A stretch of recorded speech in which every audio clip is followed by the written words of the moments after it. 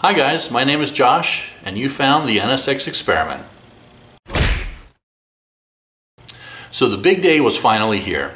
I was about to take possession of my dream car of over 20 years, an Acura NSX. As you can imagine, I didn't really sleep a whole lot that night, which is kind of a shame because the flight, of course, took off at 5:30 next morning, and so I was kind of tired.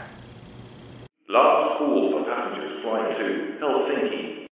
The flight was uneventful. The seller picked me up at the airport, and I had this whole big plan. I was going to video the car seeing it for the first time. I was going to video the car driving it for the first time. I had all this stuff lined up. But sadly, plans are what you make when life happens. So on the way back to the seller's house, he dropped me off at this little restaurant that we were going to have lunch at. And he lived right around the corner, 5 minutes. He'd be back in 5 minutes. And 5 minutes turned into 10 minutes, and 10 minutes turned into 20 minutes. And just as I was getting ready to call the seller to find out what happened, because I'm just standing in this parking lot, he shows up in his little Audi SUV, and he's literally beside himself in panic. As you can imagine, I started to panic a little bit. I'd just gotten off a 6-hour flight to purchase the car of my dreams, and now the seller, after several minutes of trying to calm him down, couldn't bring himself to tell me what was going on. So I got in his car and we drove right around the corner to his house. It was literally like 2 minutes away. And we pull up and the NSX is sitting in his driveway. Looks fine. The hood's up, but it looks fine. And after a few more minutes, he finally tells me what had happened. He went home to get the car, is in the garage, he backs it out into the driveway, and he's sitting there letting it warm up for a couple minutes when he sees smoke coming out of the hood. There was a fire.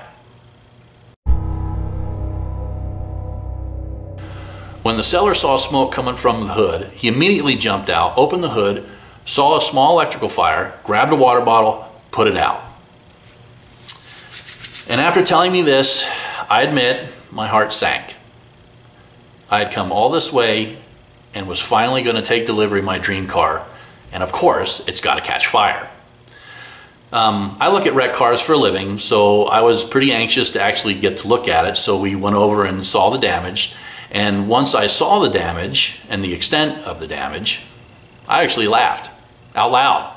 And the seller looked at me like it was nuts. But what he didn't know was that my first car was a 1968 Cougar that had engine bay fires like it was going out of style. So seeing the actual damage to the NSX, it really wasn't that bad. And I was pretty sure that I could make it home the way it was. The seller knew that I was driving the car home 2,000 miles. And the irony is that the damage is caused from the owner's good intentions and due diligence to make sure that the car was as safe as possible and ready for such a trip. He had taken it to a dealer, had him go through everything, check all the fluid levels. He put brand new tires on it for me. He put a new battery in it for me recently. And what happened was, when the tech, whoever installed the battery, put the battery hold down brace bar, they put it in upside down. And the bar goes across the front of the battery, and there's a little cutout for the positive terminal. And when they put it in upside down, it didn't have that cutout anymore. And so it was close enough to the positive terminal that it started to arc, and that's what caused the fire. And there was damage to the blower box, the positive cable, and the battery itself, of course, was melted. But even still, I was pretty sure that I could get it home. First thing we needed to do was put a new battery in it, because we needed to see if there was still power to the cabin. So we went around the corner to an auto parts store, got a battery, put it in. Sure enough, car fired right up. No dash lights, no problems, idled, ran fine. At that point, even though I was sure, or pretty sure, that I could make it home, I wanted a second opinion. I wanted it kind of checked out. So we limped it over to his local Acura dealer, and we explained the situation, and they immediately took us in and went through it.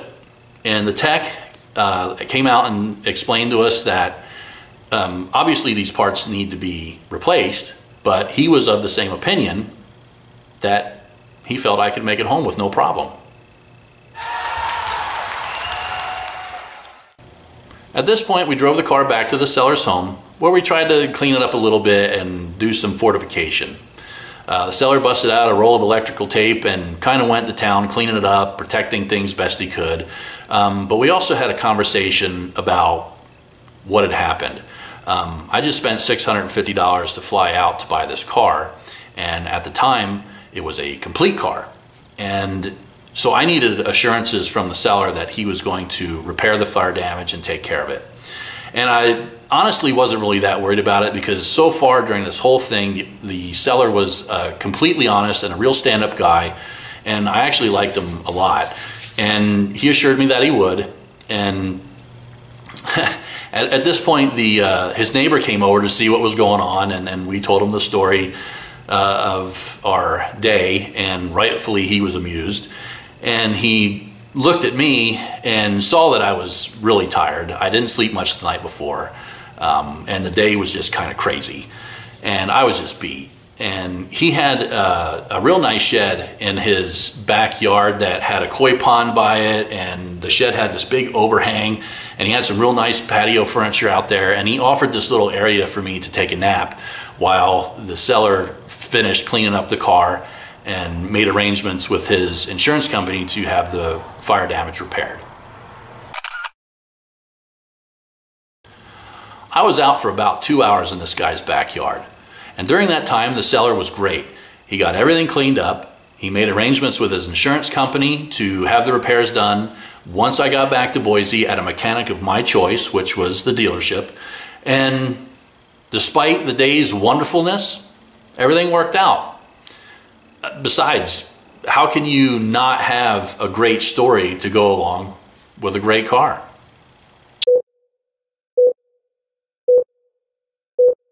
In the end, I bought the car the way it was and made it home just fine.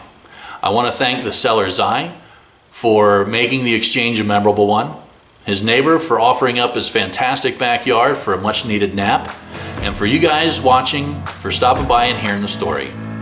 Like, share, subscribe, comment. I appreciate it all. And remember, kids, no good deed goes unpunished. See you on the next episode.